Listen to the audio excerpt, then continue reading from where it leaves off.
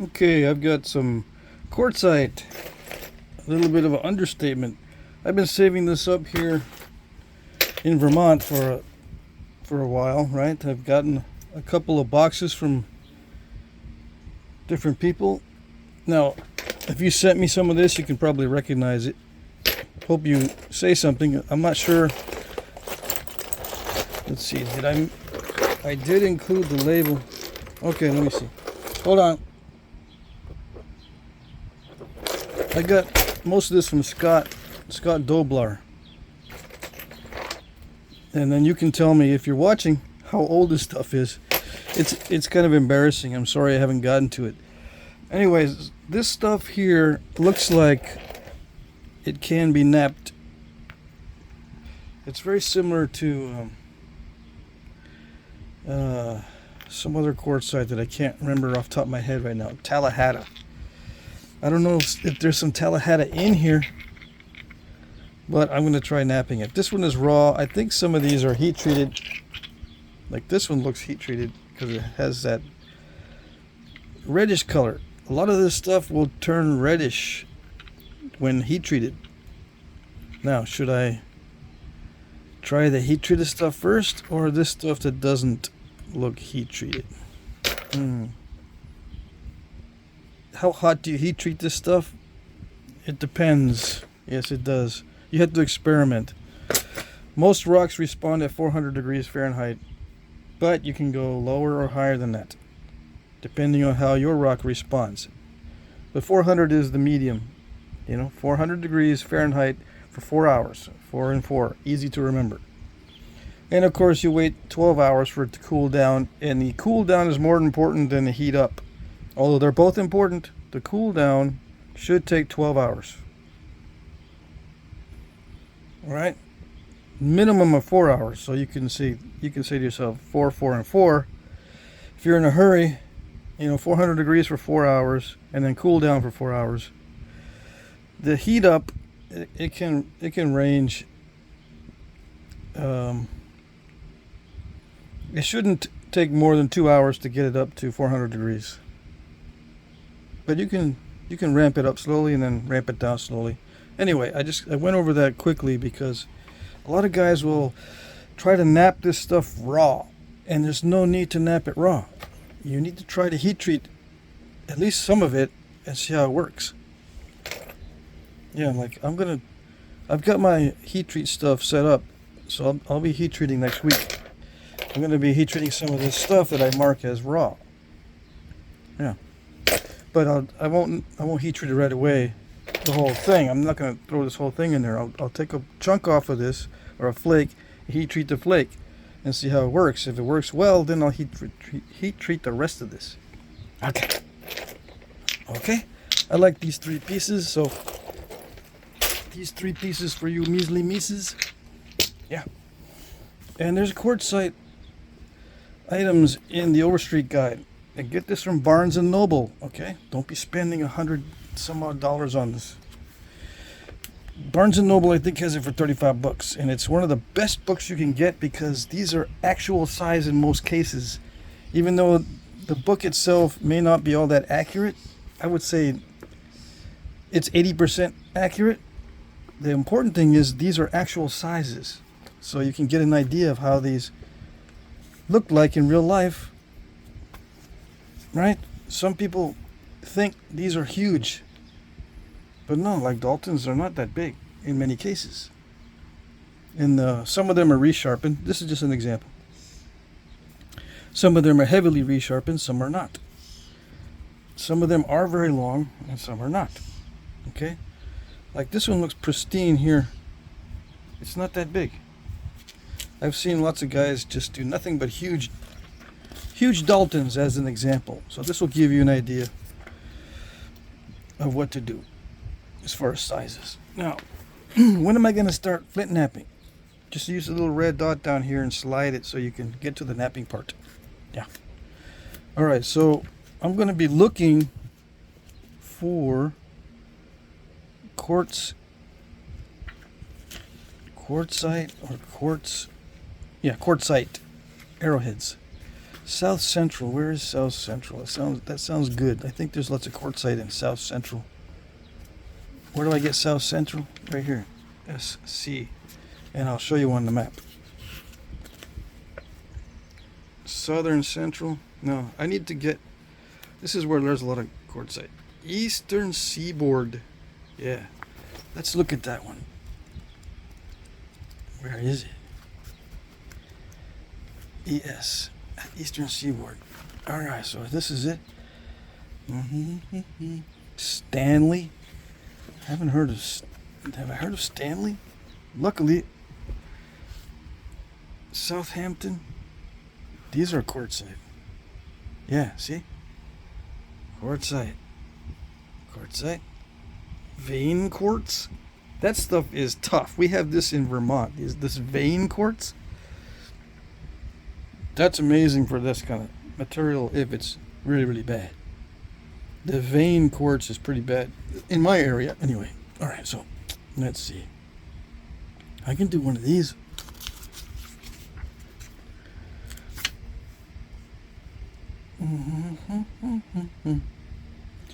This is Stanley.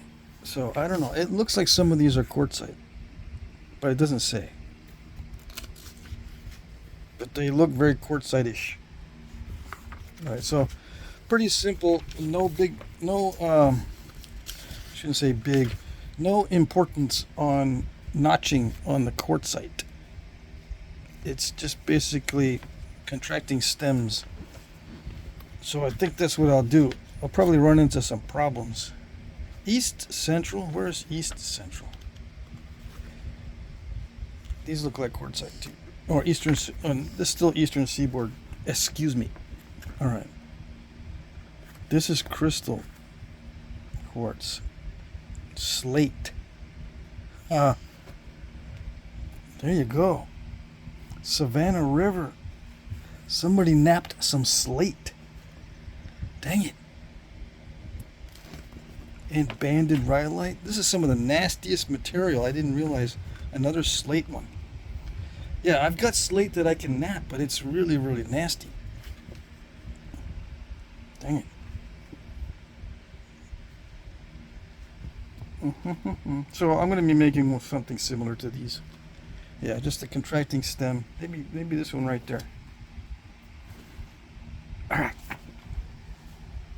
I won't torture you any longer.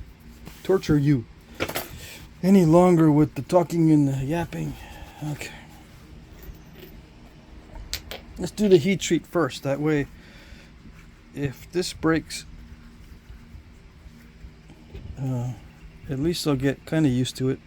If I start with a raw piece or something that looks raw and then go to the heat treat, I'll definitely break the heat treat because I'll be using way too much force.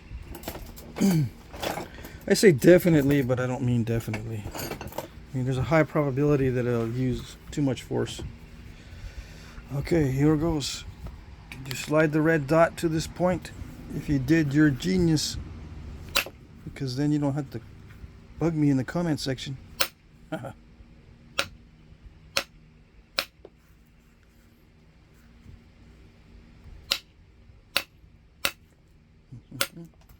Do I consider all criticisms as being bugged? You bug me if you criticize it? I could say yeah. The only time it bugs me, the only comments that bug me in the comment section are the ones that don't contribute to the conversation. Yeah. If you say I didn't do it right, well, that kind of contributes to the conversation, so it's not bad. But if you say something like, you strike me as not a good person, well, that has nothing to do with the napping. Now, does it? Does being a bad person affect the flint napping? Depends on what you call a bad person. A lot of these ancient artifacts were made by warriors who were killers of people. Does that make does that change the flint napping? Now that you know that, maybe it does. I don't know. So, yeah. If you contribute to the conversation, that's fine. I don't care what you say. This stuff is nasty. But I knew that before I started.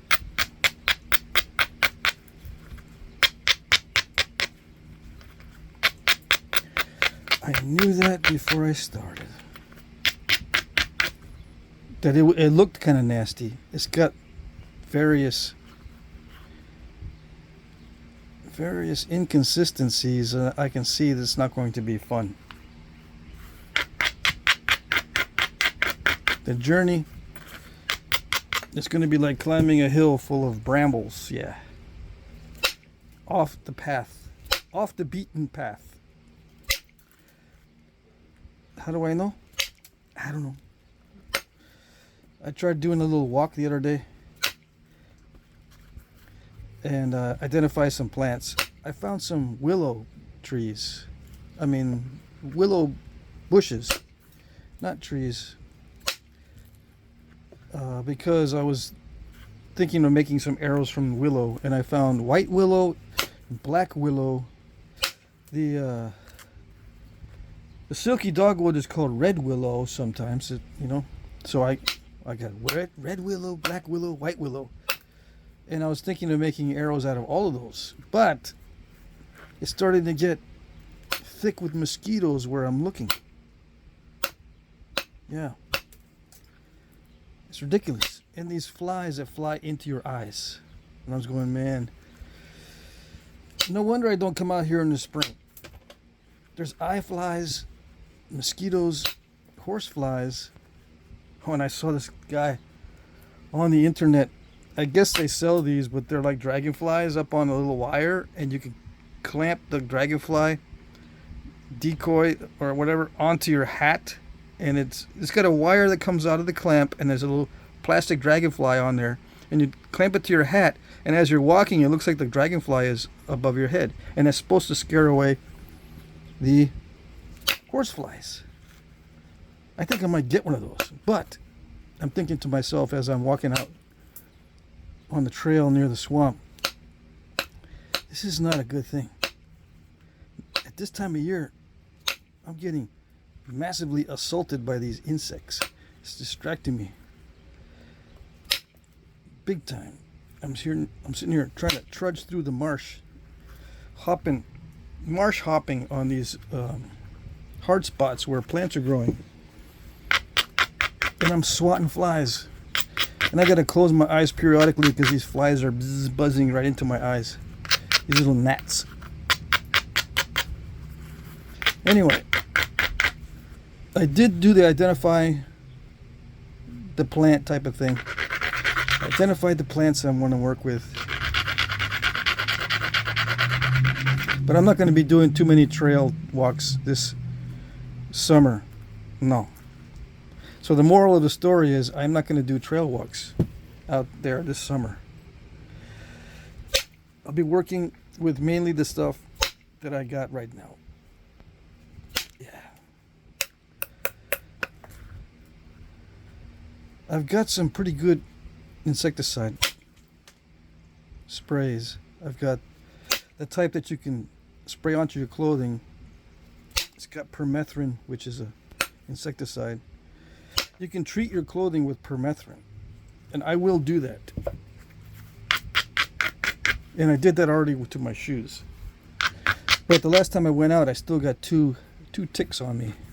One dog tick and one deer tick. So I got to be careful. The deer ticks around here, up to 70% have Lyme disease. Yeah, the deer ticks around here, you don't want to get those on you. And I got one on me last time. And I was only out there for 15 minutes. Identifying these plants. I got assaulted by at least 5 different species of flies. At least. And then mosquitoes on top of that. And then ticks. Yeah. People walk their dogs where I go.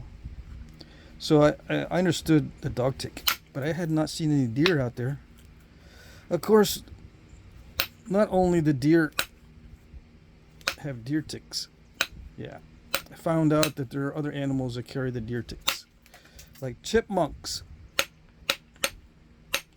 chipmunks can carry the deer tick, or they can be hosts for the deer tick. Chipmunks. Dang it. And those are everywhere here. So that's probably how they're spreading. Yeah, everywhere you go, there's chipmunk. There's always one that's looking at you, watching you, like a nosy neighbor. Yeah, and they sit there motionless watching you.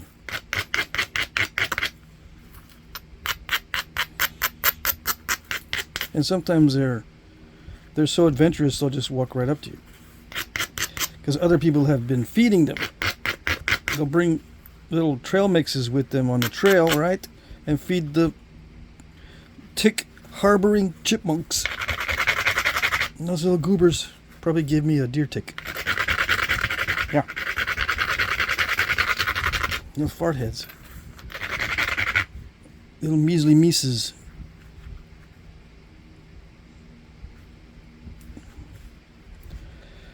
Okay, let me see. What am I going to do here? I don't know. I think that's good that it separated right there. But this is really, really crunchy. Yeah. It's pretty though.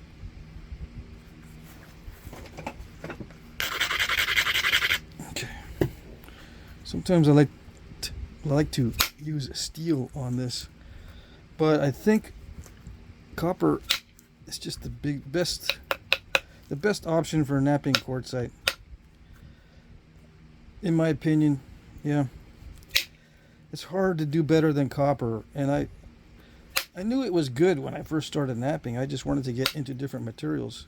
I explored steel to the fullest extent. I gave it lots of time.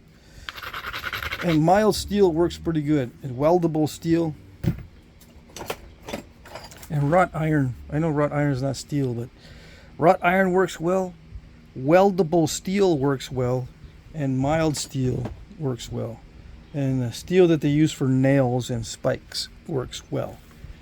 What else works okay? Railroad ties. Railroad spikes, I mean. Railroad spikes. That kind of steel works well. It's just big and heavy. So those are the ones I've tried. I've used black pipe also to knap. Yeah, I have some boppers that I made out of black pipe with the steel end caps. You know, you screwed them on. The end caps of the steel pipe can be used as boppers, and you can just bop away with the steel. It works well. Better than I thought it would work. But do not use hardened steel. Yeah. You can if you want to. There's nothing that says you can't. It just depends on how much you want to torture yourself. Some people like the torture. Yeah. Challenge. In that case, put a blindfold on or something. That's challenging. Yeah. See if you can do the arrowhead only by feel without looking. Now, there you go. No, that's stupid, man. Some of you might say, that's stupid. Well, it's challenging, is it not? For those of you who love a challenge, or are you just saying that because it's like a saying, right? It's a cliche. I love a challenge. Well, put a blindfold on, dude. See if you can nap with a blindfold. There you go. Challenge for you. Yeah. Am I going to do it? Of course not. No. I know how it's going to look if I try to go by feel only. Now, what's an interesting question, you know, back in the day, there were some blind people walking around, right? Do you think blind people can help nappers to develop preforms, even if you're blind? That's an interesting question. I think so, yes. I think it is possible, even with someone with extremely poor vision, maybe not completely blind, can still make bifaces, using primarily how the rock feels, using their other senses besides their vision. Yeah, just the, because I'm going a lot by how the rock feels in my hand. Of course, the accuracy is not going to be that good, except if you use indirect percussion, I can see where I'm closing my eyes right now. I can feel where the side is, and I can do an indirect percussion strike. Right? Just to trim it around. So I can see someone with limited vision can also help out. Now, how did I get into that conversation? Just as a Flintknapping challenge. I'm sure there are other ways you can challenge yourself that can add to the conversation, other than trying material that's really, really bad. You know what I'm saying? You can try other types of challenges that no one ever thinks of. Yeah.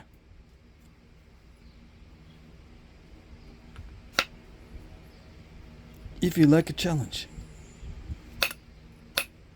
I don't recommend napping nasty rock.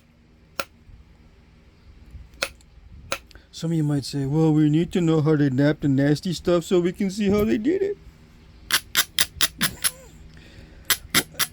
Yeah, there's no guarantee that if you can nap a nasty rock, you're doing it the way they used to do it.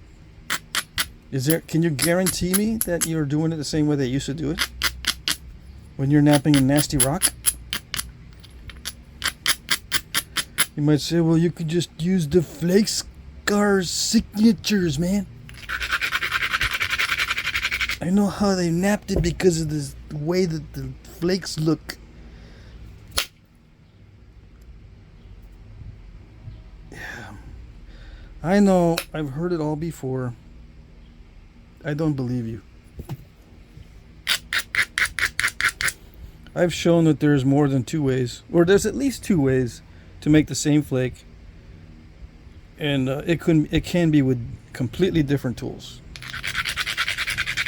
I've shown that over and over again. You can make the same flake with different tools, so you don't know exactly how they did it, just because of that one fact alone. You don't know how they did it because it's possible to make the same exact flake with different tools or different methods. So you don't know exactly. So it puts a little wrench in your whole theory that, well, I want to see how they did it. Well, can you guarantee me that's how they did it? If I show you how to do it, can I guarantee you that that's how they used to do it? Because that's what you need. You need a guarantee. If that's what you're saying, they need to know how they did it. Okay, well, are you looking at something that's guaranteed to tell you that? Or are you just speculating? Or are you going to claim just because it can be done that way, it was done that way? What type of claims are you coming away with? Reasonable claims? Or fantasies? Yeah.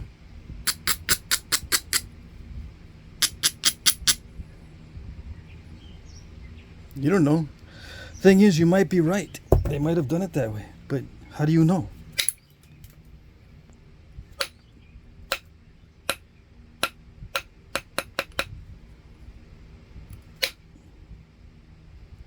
You don't. Not for sure. Okay.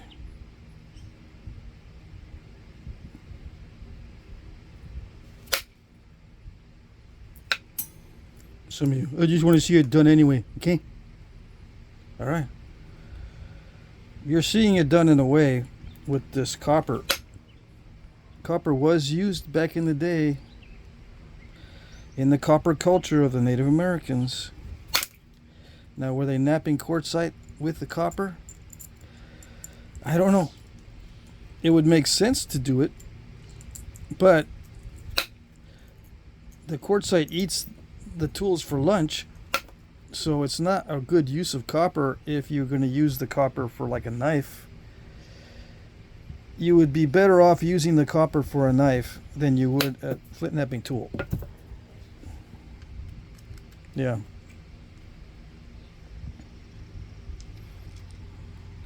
Dang, that's nasty. How many of you knew this was going to happen? Let's look at the ratio, because I need to not get this thin in the future with this stuff. Let's look at the ratio. This is going to be like 30 millimeter, and the thickness is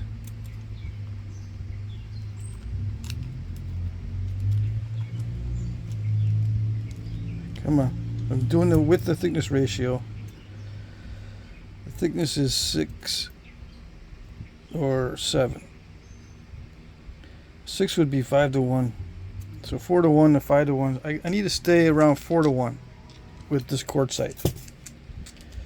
That would be my guess. Okay. And I was knapping another one. I cheated and knapped another one earlier. Broke that one too. This one looks heat treated as well.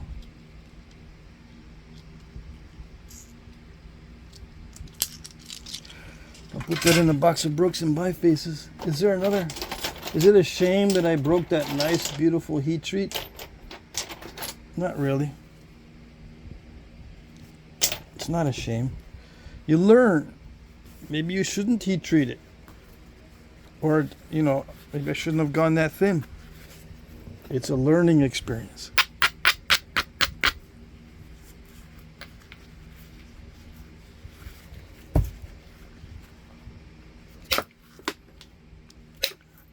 This one's actually not bad.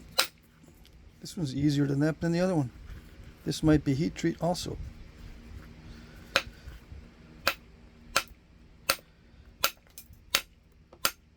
Some of you might be saying, I moved the red dot down here and I went to the knapping, but you broke it. All that work moving the dot to the knapping part and you broke it. Wasting my time. Okay. If I'm wasting your time, I apologize. There was no disclaimer on the first one. And I'm not going to put one on there either. Nope. I'm just going to have to suffer. It's a challenge. It's a challenge for you to watch these videos. How's that? Yeah. You want a challenge? Yeah. There you go. Sit there and deal with my yapping and breaking. Do you like it? Do you like the challenge now? No? I didn't think so. All this stuff about enjoying the challenge. It only applies in certain areas. It's not everything is nice as a challenge. Yeah. Why do I mention that? Because I'm making fun of you. Yeah. I make fun of people who say they enjoy the challenge. Yeah. I guarantee I can find something that's challenging and you don't enjoy it just because it is challenging. Yeah. I can find something that you don't enjoy just because it's challenging. For no other reason. Yep.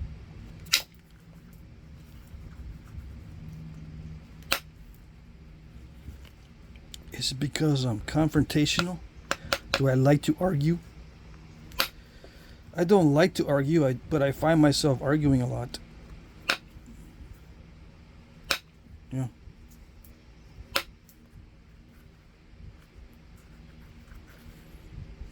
Trying to figure out why that is.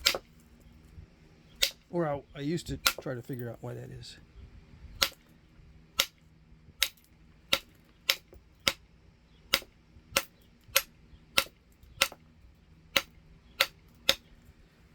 A lot of times it's because I can see when something's messed up. It bugs me.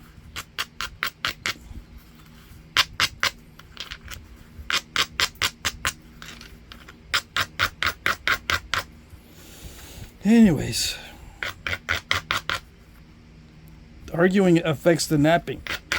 Too much arguing leads to poor napping.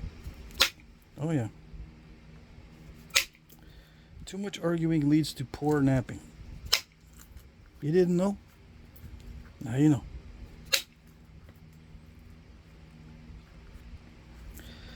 You don't want to argue with the stone either too much. You know what I mean? I broke that other quartzite.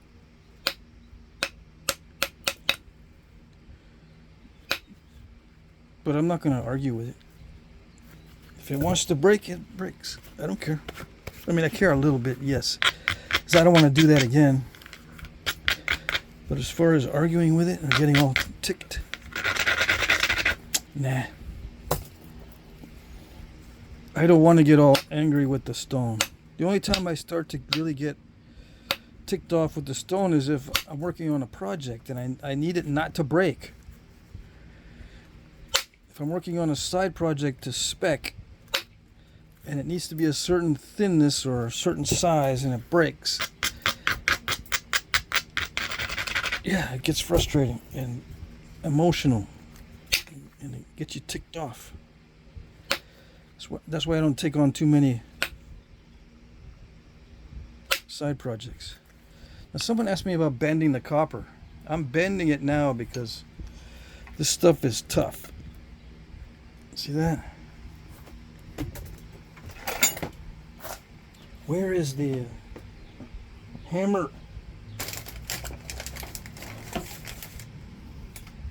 Now, where's the other hammer? I got this one. Where's my other hammer? I can't hammer it on the floor, directly on the floor. I need a hammer on top of a hammer.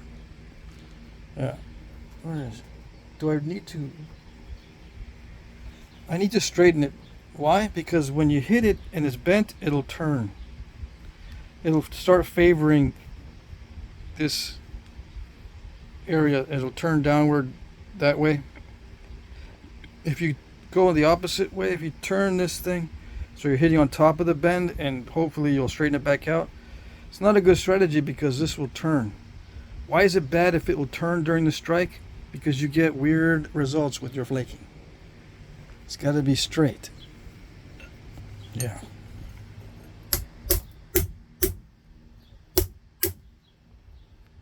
I shouldn't be hammering on top of my Abrader, but oh well.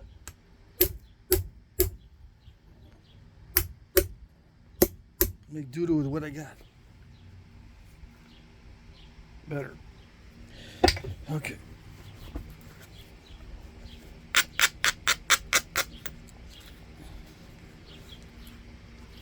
Four to 1 with the thickness ratio on these quartzite points.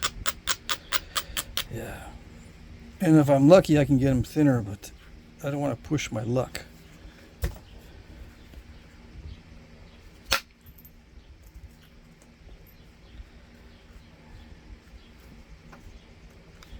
Some of you might want to, you're watching the video so you can get strategies on how to work this stuff and not get exactly what I'm getting. How do you not get these step fractures? That's what you want to know. You don't want to see nobody breaking this stuff and getting step fractures. You want to see the opposite. Not breaking and not getting step fractures. You're just going to have to, well, I'm just going to have to get used to this material. Until I get used to it, I'm going to get breakages and step fractures. I've got to figure out what the stone likes to do and what it does not like to do. And what it can and cannot do, or what it will or will not cooperate with. There it goes.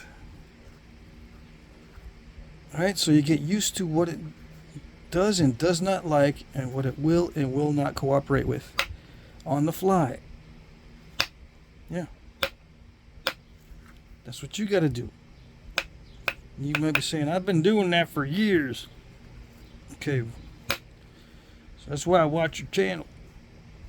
So I can not do that no more. Okay.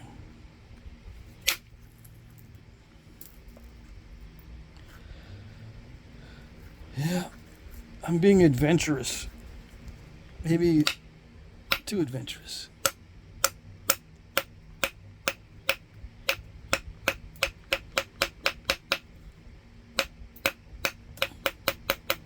Yeah, like always with challenging rock, at least you can see the potential of what can be done. A lot of times that's all guys need. They just need to see the potential and then they'll go for it. I recommend not going too thin with this, even if you can. Like you can get thin flakes. See that how thin that flake is? And you can make a little nice little arrowhead out of that. But trying to do that with this larger piece, yeah, it's not an easy thing, right? And it's not something that it's easily teachable either. How do I teach? Just explore until you figure out what the stone is cooperating with. How do I teach that? I can't teach you to figure out what the stone is cooperating with, because it depends on your stone. You just gotta smack it around and see what it can tolerate. Unfortunately,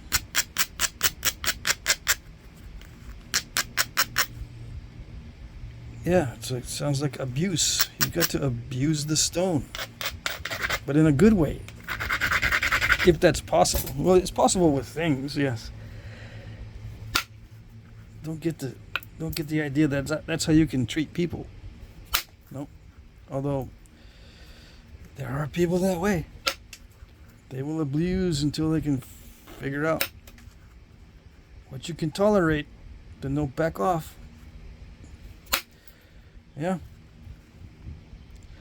It's funny how that works.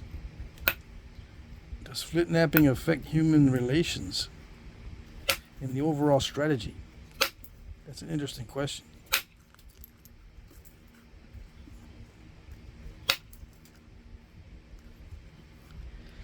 Because you are abusing the stone until you can figure out what it tolerates, and then you can back off. Get what you want.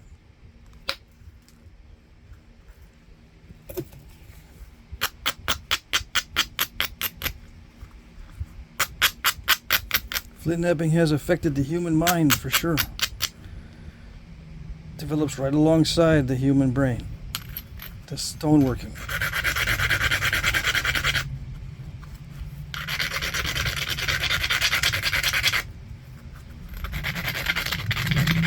Stoneworking is all about manipulation. Yep, and we wonder why humans are so manipulative. Yeah, it carries over.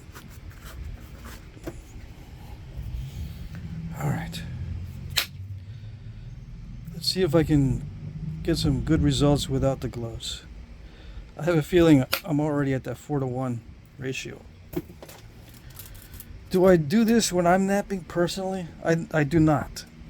40 and 9, so I'm a little bit below 4-to-1. So no, I don't break out the tape measure unless I'm napping to spec. My normal napping, I can pretty much judge now by eyeball if it's getting too thin. Sometimes I'll break out the tape measure for thinness when I'm working to spec. Yeah, because the guy that I'm making stuff for needs it to be a certain thinness in some cases. But during the regular course of my napping, I don't break out the tape measure. I do it on video so you can see. So you can see the potential or see where I'm at. And then you can check your own work, see where you're at. Some new guys, they think that they need to go really thin in the beginning or they're not really napping. No, you don't need to go all that thin. 4-to-1 is good enough. In fact, some of Ishi the Indian's points, Ishi, if you don't know who Ishi is, you spell his name I-S-H-I. Okay, Ishi the Indian. A lot of his points were 4-to-1 in Obsidian. Inch wide and 1/4 inch thick. Okay? There's no shame in that. Some of his points were extremely delicate that hardly anyone can reproduce. There's no shame in going for that either. So there's a range. At least with him, there was a range of thicknesses. And I'm sure it depended on the use of the arrowhead.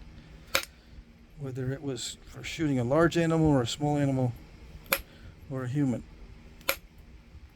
I'm sure there were different thicknesses for those types of arrowheads. Different types for different targets. Yep.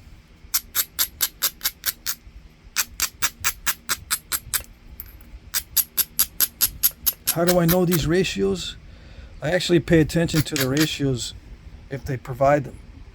Many times the books will not give you a side view, so you can't compare you can't determine those ratios. But in many cases, when you look through archaeological texts, they have the data where they have the thickness at the widest point of the point. Like they'll have the thickness across the widest, or in the center. Somewhere they'll have the thickness, and then you can calculate it. Some even go as far as to put that data, the width to thickness ratio, in the data. They'll put that in there. They'll calculate it and put it in there in the charts. But it's not necessary for them to do that. For their kind of research, they're not looking all that much at that ratio. It's not significant to them in many cases. Because the points vary a lot. There's some artifacts that will vary quite a bit in that width to thickness ratio, but they're the same style of point found next to each other. You can find points right next to each other that look pretty much the same in the outline, but you turn them on the side, and some are very thin and some are very thick. Yeah, so it's not really a determining factor in point styles, the thickness or the thinness. It really doesn't determine the style or the age of the point.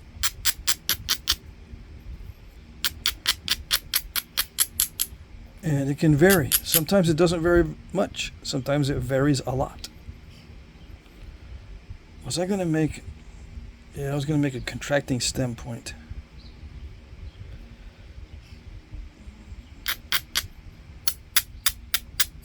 I do need to... I can't have wide barbs on this. They will break off, so... I don't cry over this narrowing of the corners. No, I'm not going to cry over that. Some might say, well, you just lost a lot of corner. It's not good. Yeah. It's a shame, but they're going to break if I leave them long. If I leave these corners long or the barbs long, it's going to break. Okay. Let's actually try to make something this time. And be a lot more careful. It is napping easier than the other one, than the heat treat. And again, this might be a heat treat. I'm at a loss as to whether it's heat treat or not. A lot of times on the material that I got from subscribers in the past, I didn't have the wherewithal or the mindset or the cleverness to write down everything on each rock. Sometimes I just don't have time to write all the information on each rock. And a lot of times I do need to write it on each and every rock. But I can just put HT for heat treat. It doesn't take all that long, but when you don't have any time at all, it might as well take forever.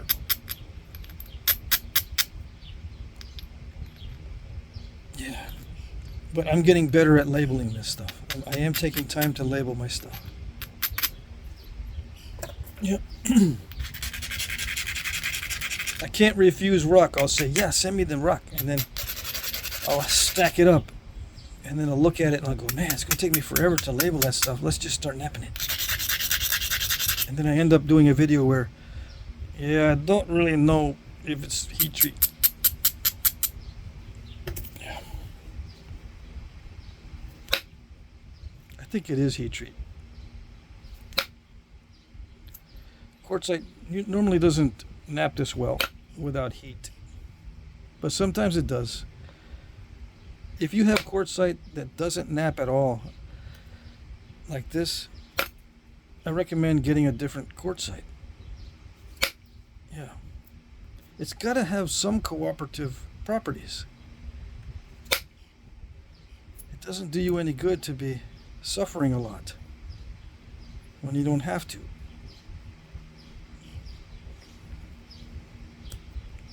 I'm going way too thin again. I've got to be careful.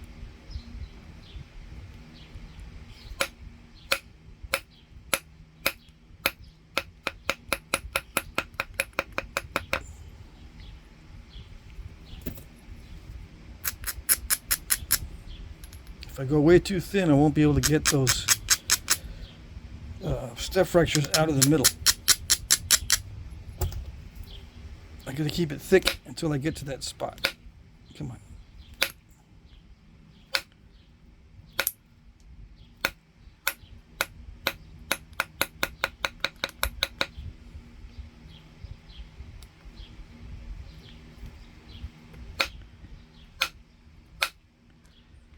Sometimes you can hit the front of that, or the front of those step fractures, and knock them out. Yeah.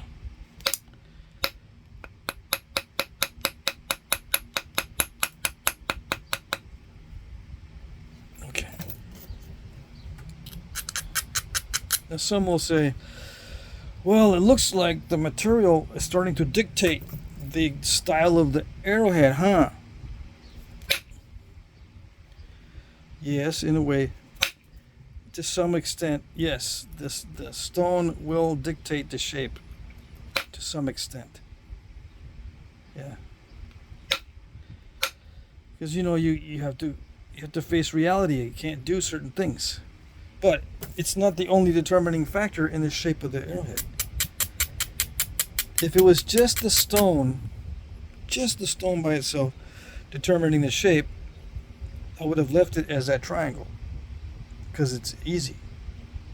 Just a simple triangle. Sharp edges, and I just use a lot of glue. I wouldn't start to try to put a stem on it.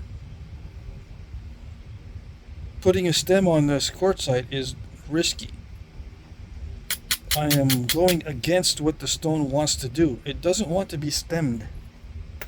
I can tell already. It does not. It's resisting this shape. So it's not that good of an idea. The stone is not dictating the shape. I'm dictating this shape in this particular case. So the moral of the story is, the simpler the shape,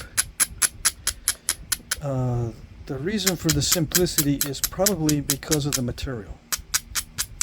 So the simpler the shape, the more the material is dictating the shape, in my opinion. And when I say it's my opinion, it's because it's open to criticism. If you can figure out a better reason, or you can, or if you want to debunk that, I'm open to be debunked, and I'm open to a better reason. So in my opinion, a simplicity of shape indicates a difficulty in any other shape. So the material is kind of dictating what you do with it. Kind of. Not fully. Because, the function of the point has to have, you have to have certain characteristics in order for the point to function in a certain way. If you want the point to function well as a hafted thing, but you don't have good glue, you need to put a stem on it, so when you wrap it, it makes it stronger, because your glue is not that great. as an example. Right? That's why I would put a stem on this if my glue is not that great. If my glue is great, I don't need a stem.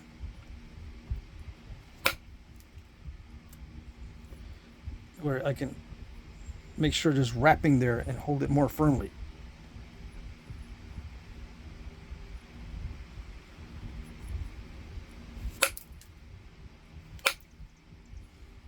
Yeah, the stem helps the hafting.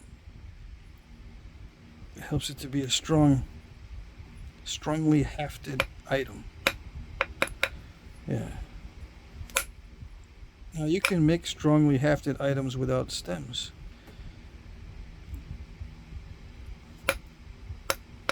And wraps. You can put a wrap on something that does not have a stem. But if you're making a bunch of them, it's going to use up a lot of your wrapping to wrap something really wide. Just a slight detail there. The wider the stem, the more wrapping has to go around it, of course. So you're using more wrapping. Now, if you don't want to use the wrapping, if you don't want to use more wrapping, you make the stem more narrow. It does save a little bit, especially if you are able to eat the wrapping. Like you can eat the sinew. Yeah, during hard times, you don't want to be using too much sinew if it's part of your diet, because you can eat the sinew. Yeah, you can boil it down. You can chop it up fine. You don't have to boil it down. You can chop it up or pound it into a fine powder and then add it to whatever you're cooking. You don't need to use you don't need to waste the sinew on the wrapping.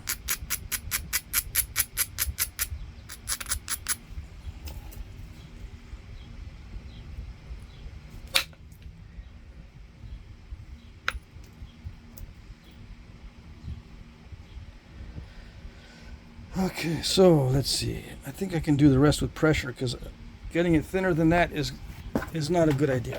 All right.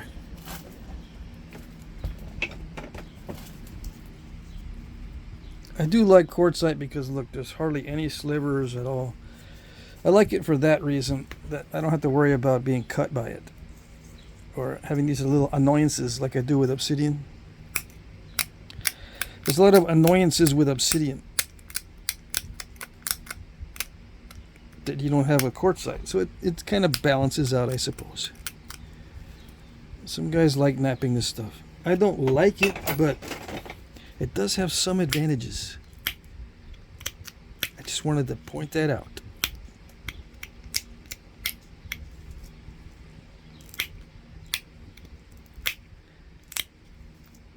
And some guys can do lots of neat stuff with quartzite. They get used to it and they can make nice arrowheads.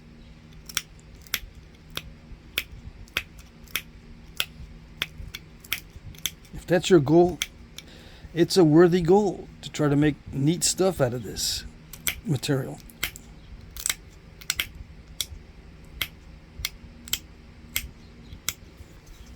It does have that translucent effect that's nice.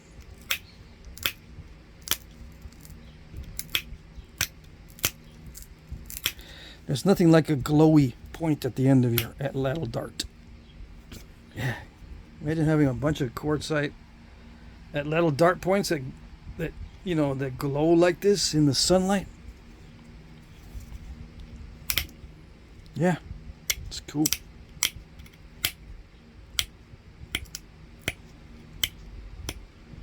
The deer will say, "Ooh, I want to be shot with that. Shoot me, man. I love it."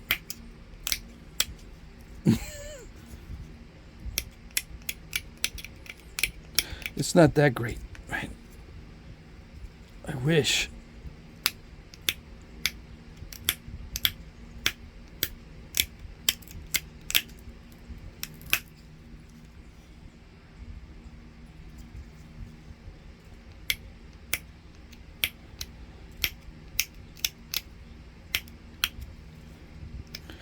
So I'm finishing up. Yes, I am. I'm not going to do any fancy thinning unless I can find a good spot to thin. Other than near the tip, I'm not going to thin it down a lot on the edge. I'm just going to pick at it. If I see an area where I can obviously remove a thick spot that is to my benefit, then I'll do it. Yeah, if it doesn't feel like the edge is sharp enough because it's too thick, like right there, I'm going to pressure flake that a little bit more. Although, you know, the edge is pretty good right there. See how it's thin? And it cuts well, but if it starts to get, if it's too thick and you use it a little bit, it gets dull fast, right? But then as it gets dull, it thickens really fast. Come on, I can't get it. As it gets dull, it thickens really fast and it gets really dull. But on a thinner area, if it gets dull, it doesn't thin as fast. I mean, it doesn't dull in the same way.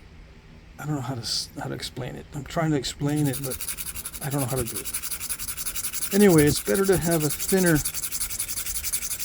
edge. Not too many thick spots. And when it comes to this stuff getting dull, worrying about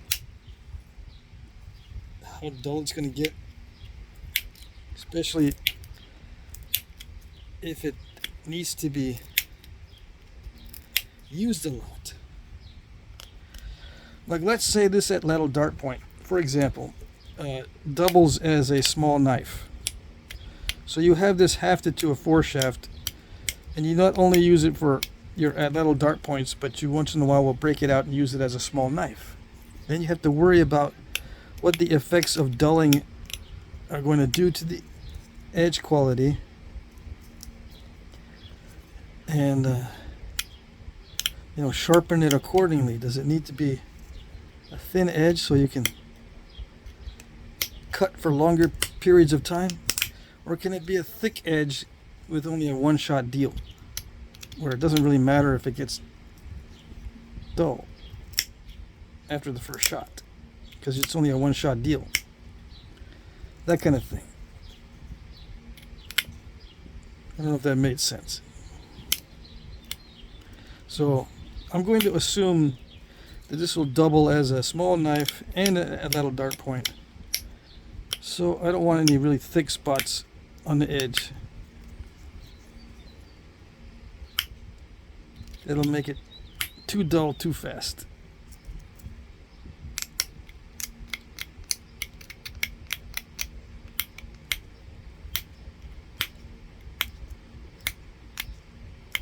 Now a thin edge, doesn't that make it break more easily? Yes. If you're not careful and you bump up against something, it will break more easily, yes. So you can't get too carried away with the thinning of the edge.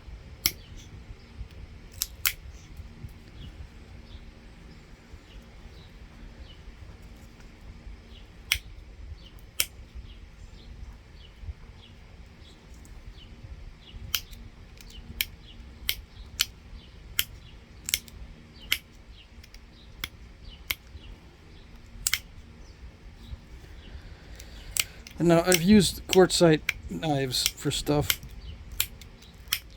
and I really don't like the quartzite knives. I'd rather have a bone knife, actually, than a quartzite knife, because the edge will crumble.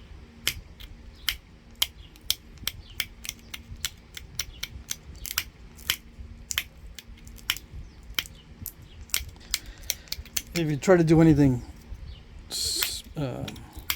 serious, any serious butchering or cutting, the edge will crumble, and I don't like quartzite for that reason.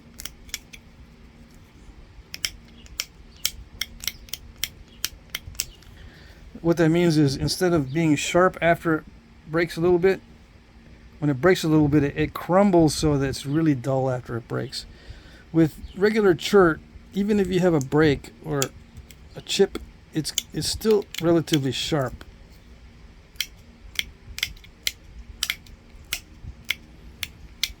But with this stuff, it can crumble and really get dull fast.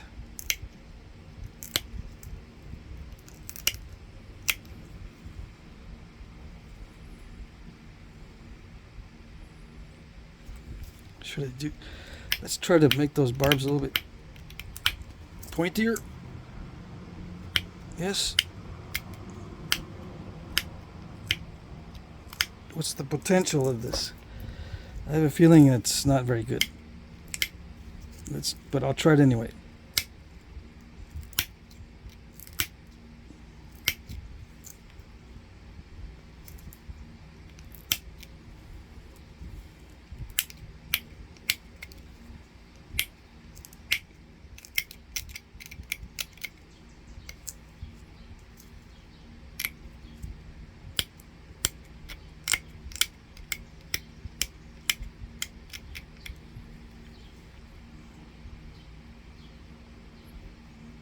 It's probably not a good idea to put barbs on it that are really sharp, but they look cool. Those barbs will crumble. I think some of those points had a little notch in the base.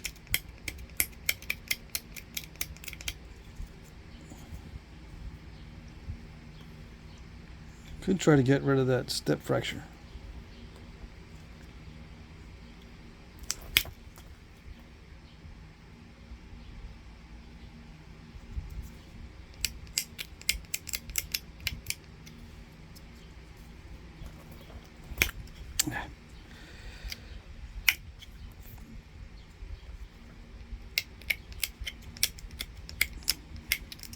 It flaked too soon.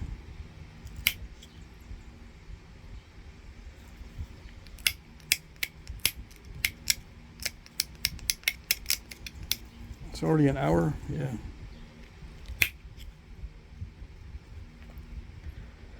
Yeah, I could be more fancy with it. With this particular piece, I can probably go further and be more fancy with it. Put some serrations in and all that good stuff.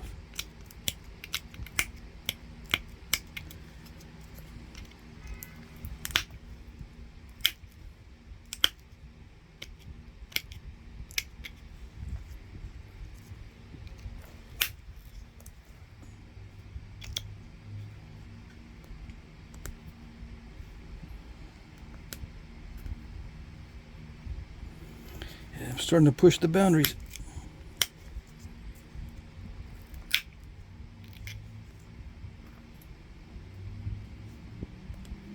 When it starts getting too steppy, I know I'm pushing the boundaries too much.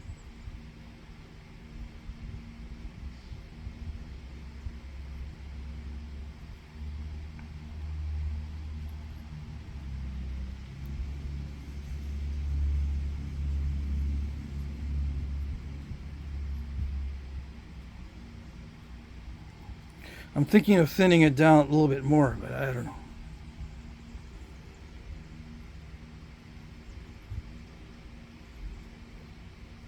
Should I make it more narrow? I lost my place in the book, or I'd look in the book some more. This is Gulf Coast. East Central is what we were at before. Yeah, it doesn't need to be any. This is milky quartz. It doesn't need to be any more fancy than that. Let's see. Wait a second.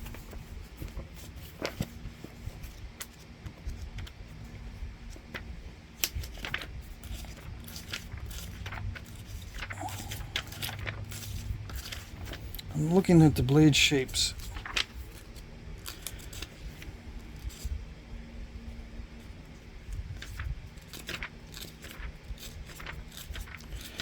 Did they have straight sides, or were they convex sides, or were they concave sides? What do they favor? I think most of these favor the convex or excurvate look, although these are not on the Kirk. LaCroix. I don't think LaCroix were made out of quartzite.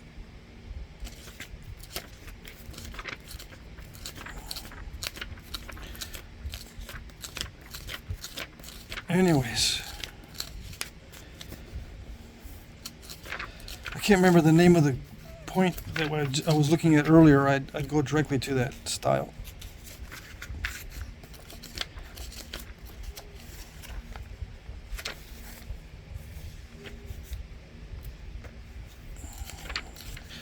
Let's see. ES, not EC. That's the problem. ES. Okay.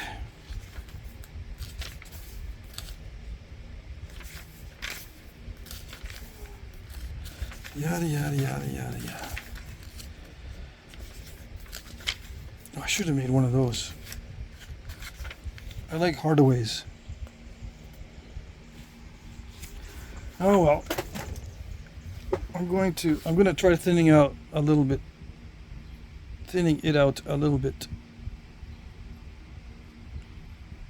Yes.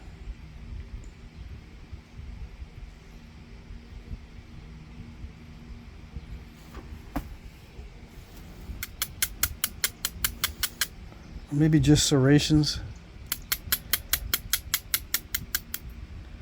Or both.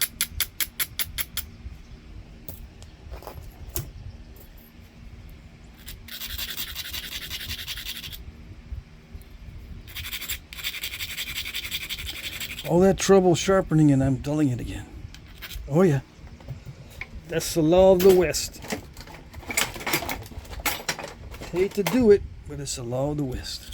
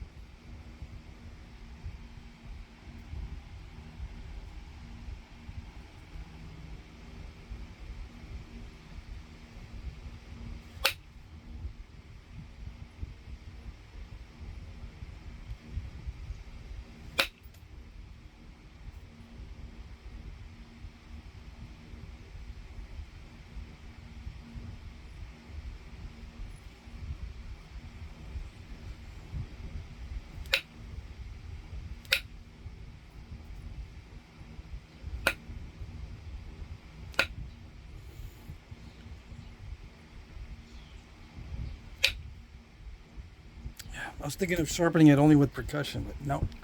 All right. Let's sharpen it again. I got it a little bit thinner. Now the thing is also, if it's too thin and you go to pressure flaking it, a lot of times the quartzite, you can snap the quartzite with the pressure flaker. Yeah, right across the middle. Because it has no flexibility. Quartzite is not known for its flexibility. So you can snap it in half by using pressure on the edge if you're not careful. If it gets too thin.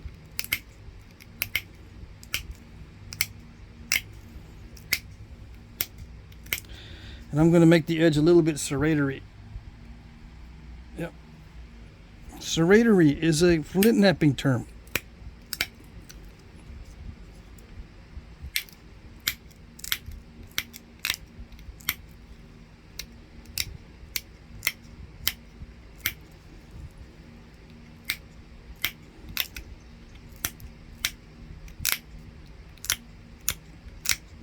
Just like with the face of the point might be too flakery. The edge might be too serratory. But I don't care.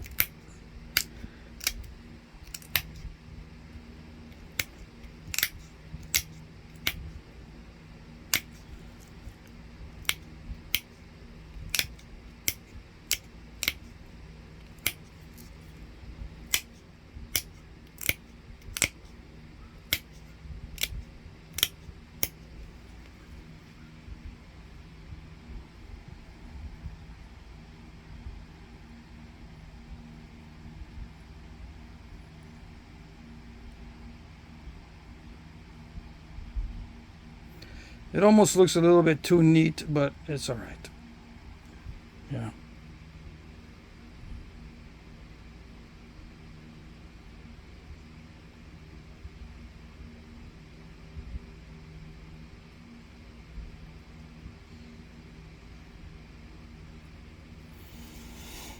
Okay, let's look for a haft for it. I know that works.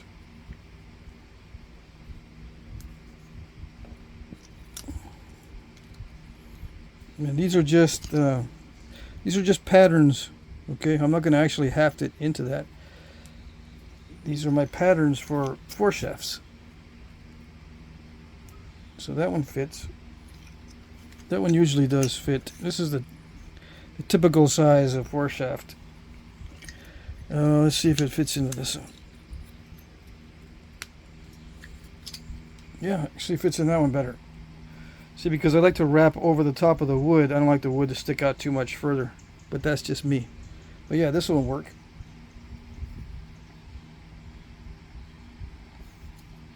Nice and translucent. Yeah, so I'll put glue in there and then wrap it up over the wood and up over the glue. And just wrap it all the way down to where the hash marks end. And it'll be good.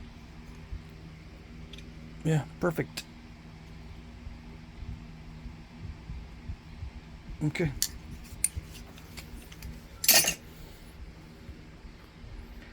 Yeah, this one actually napped easier than this heat treat.